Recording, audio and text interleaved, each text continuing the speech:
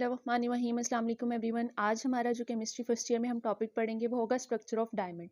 हम अभी recently covalent solids को पढ़ चुके हैं, तो ये भी रिलेटेड है, कोवेलेंट सॉलिड की एक एग्जांपल ही है। डायमंड आपने पढ़ा था कि उसमें दो तरह के स्ट्रक्चर होते हैं, या तो जेंट स्ट्रक्चर्स होते हैं या फिर लेयर स्ट्रक्चर होते हैं। तो जेंट स्ट्रक्चर्स में आपने एक एग्जाम्पल पढ़ी थी डायमंड की, तो हम डायमंड को बेसिकली डिस्कस करेंगे। डायमंड जो है वो कार्बन्स के वजह से बनता है, कार्बन्स आपस में बॉन्डिंग करके आपके पास डायमंड बनाते हैं। तो हम इसको कह सकते हैं कि ये एलोट्रॉपिक फॉर्म ऑफ कार्बन है, कि कार्बन नेचर में जितनी ज्यादा फॉर्म्स में प्रेजेंट है उसमें से एक फॉर्म जो है वो डायमंड भी है। तो इस फॉर्म को कहते हैं एलोट्रॉपिक फॉर्म, क्योंकि आपने पढ़ा था कि एलोट्रॉपिक बिहेवियर क्या बिहेवियर होता है कि एक एलिमेंट मुख्तलिफ फॉर्म्स में प्रेजेंट हो। तो कार्बन जितनी फॉर्म्स में प्रेजेंट है उसमें से जो एक एलोट्रॉपिक फॉर्म है उसकी वो क्या है, आपके पास डायमंड।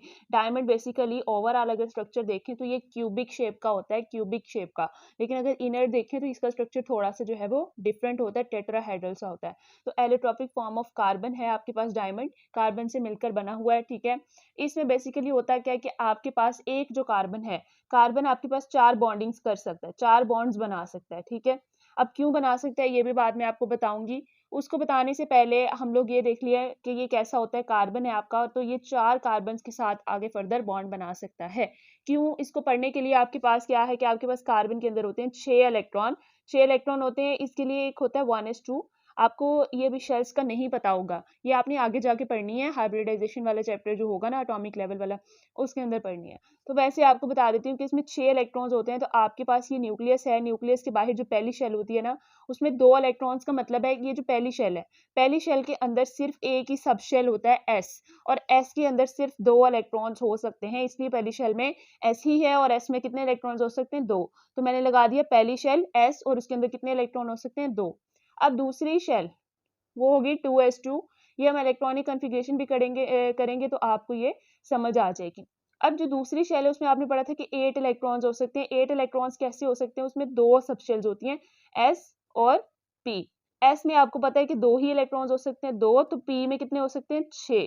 तो टोटल 2 + 6 = 8। तो दूसरी शेल में इस तरह से 8 इलेक्ट्रॉन हो सकते हैं कि एस में 2 और पी में 6। तो 2s2 और दूसरी ही शेल का पी में कितने हो सकते हैं, 6 इलेक्ट्रॉन्स हो सकते हैं, लेकिन इसके पास कितने हैं, 6 थे टोटल, 2 4, बाकी इसके पास कितने बचे, इसके पास तो बचे ही 2, होने यहाँ पे कितने चाहिए थे, 6। अब ये जो पी है ना, इसकी 3 शेप्स होती हैं। ये जो पी है ये आगे फर्दर 3 शेप्स में होता है, पी एक्स, पी वाई और पी जेड। तो आप कह सकते हैं 1s2, 2s2, 2px, 2py और 2pz। और ये एक रूल होता है, वो हम आगे पढ़ेंगे कि हमारे पास इलेक्ट्रॉन डिस्ट्रीब्यूशन पहले एक एक जाता है सारी सब शेल्स में, फिर जो है वो दूसरा आता है इनके अंदर। तो ये अब ये खाली है 2pz। अब ये नॉर्मल स्टेट है, नॉर्मल स्टेट है जब कार्बन नॉर्मली एलिमेंट की फॉर्म में प्रेजेंट था। अब जब इसने बॉन्डिंग करनी है, इसने बॉन्डिंग करनी है, तो क्या हुआ कि इसकी एक्साइटेड स्टेट हो गई।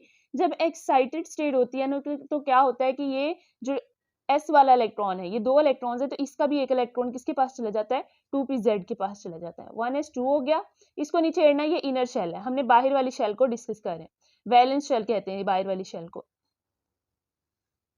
तो ये आपके पास हो गया 2s, इसके पास एक, 2px एक, 2py एक और 2pz एक। 2pz एक के पास एक कहां से आया, s ने दे दिया।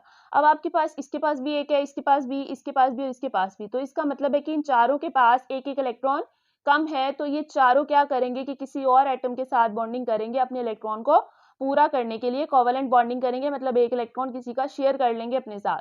तो इस शेल को तो हमने छेड़ना नहीं, ये इनर शेल है। तो ये आप अगर गौर करें तो ये बन गया s और p कितने, 3। तो इस हाइब्रिडाइजेशन को कहते हैं sp3 हाइब्रिडाइजेशन। और आप गौर करें तो कितने बॉन्ड बन रहे हैं, 1 2 3 एंड 4। तो इस वजह से आपके पास कार्बन कैसा होता है, 4 बॉन्डिंग बनाता है। और 4 बॉन्डिंग बनाना, ये जो चीज है इसको कहते हैं टेट्रा वैलेंट स्ट्रक्चर। क्या कहते हैं, टेट्रा वैलेंट स्ट्रक्चर। ये डायमंड का ऐसे एक छोटा सा सेल है। अगर हम देखें कि डायमंड किन से बना है, ये इतने सारे, इनको मिलाते मिलाते जाएं आप, तो आपके पास डायमंड बन जाता है। तो बेसिकली डायमंड अगर बेसिक लेवल पे देखें तो वो एक टेट्रावैलेंट स्ट्रक्चर है, क्योंकि वो कार्बन से बना हुआ है। और अगर हम आगे हायर लेवल पे देखें तो फिर इसका स्ट्रक्चर क्यूबिक बन जाता है। कैसे बनता है वो भी देख लेंगे हम अभी। तो जो बेसिक स्ट्रक्चर है हमारे पास, ये अगर आप गौर करें तो ये जो ये वाला कार्बन और ये जो ये वाला कार्बन है, ये जो दो कार्बन हैं ये आपके पास इस तरह से हैं। ये दरमियान में सपोज आपके पास ये कार्बन है, ठीक है। तो इसके एक इधर कार्बन लगा हुआ है, ठीक है, और एक आपके पास इधर कार्बन लगा हुआ है। ये हो गए 2 कार्बन दरमियान वाले कार्बन के साथ। अब एक कार्बन किस तरह से लगा हुआ है, इस तरह बाहर को ऊपर लगा हुआ है, ठीक है, ये ऊपर लगा हुआ है और एक इसी तरह इसके नीचे लगा हुआ है। ये इस तरह का स्ट्रक्चर है, ये आपके पास इस तरह है, 3D स्ट्रक्चर है। तो अगर आप इसको ज्वाइन करके भी देखें, ज्वाइन करके देखें ना, तो ये कुछ इस तरह से बनता है। ये जो स्ट्रक्चर बन रहा है ना, ये जो स्ट्रक्चर बन रहा है, इसको कहते हैं टेट्रावैलेंट। क्या कहते हैं इसको? टेट्रावैलेंट।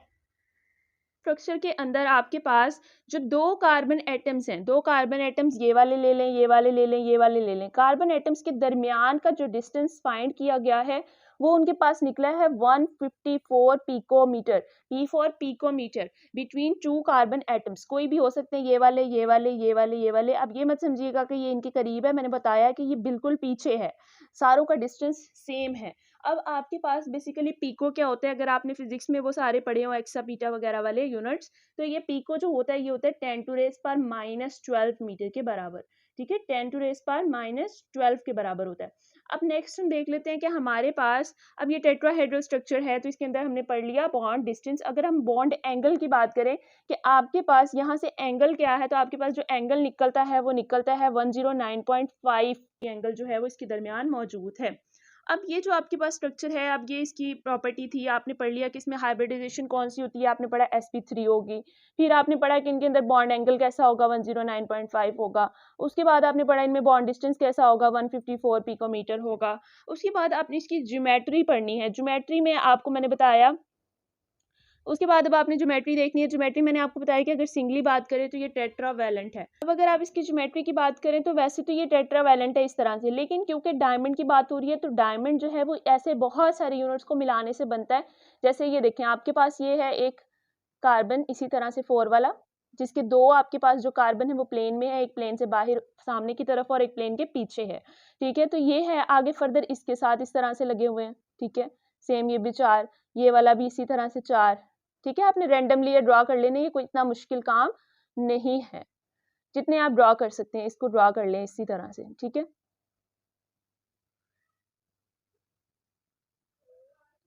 अब ये जो स्ट्रक्चर आपके पास बन रहा है ना, ये स्ट्रक्चर होता है डायमंड का। अगर हम इसका ओपन स्ट्रक्चर की बात करें तो ये कुछ इस तरह का स्ट्रक्चर होता है आपके पास डायमंड का। तो अगर आपने ये बनाना हो स्ट्रक्चर तो आसान है, कुछ भी मुश्किल नहीं है, ऐसे बनाना है और हर कार्बन के साथ आगे फर्दर 4 कार्बन लगाते जाने हैं।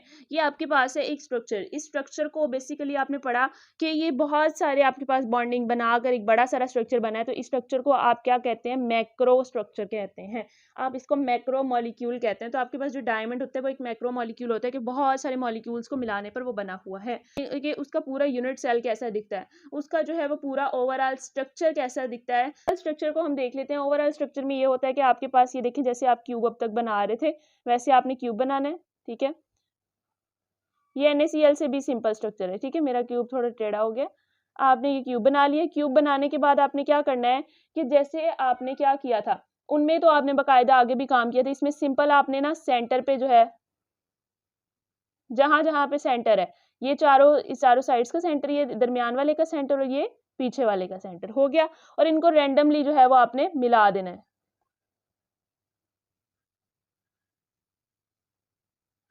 रैंडमली इनको आपस में आपने मिला देना है। हो स्ट्रक्चर बन गया ना बेसिकली ये मिक्स सा स्ट्रक्चर। ये आपके पास होता है डायमंड का ओवरऑल स्ट्रक्चर, जो देखने में कैसा है आपके पास क्यूबिक स्ट्रक्चर है। वैसे अगर देखा जाए तो वो ऐसा स्ट्रक्चर है ओपन स्ट्रक्चर उसका, और उसका बेसिक जो है वो टेट्रावैलेंट है। लेकिन उसका जो अगर हम ओवरऑल स्ट्रक्चर देखें तो वो कैसा है आपके पास क्यूबिक है, जिसको फेस सेंटर्ड क्यूबिक भी कहा जाता है। फेस सेंटर्ड क्यूबिक भी कहा जाता है। तो होपफुली आपको समझ आ गई होगी आज के लेक्चर की। अगर आपको नहीं समझ आई तो आप पूछ लें। Thank you so much. अल्लाह हाफिज़।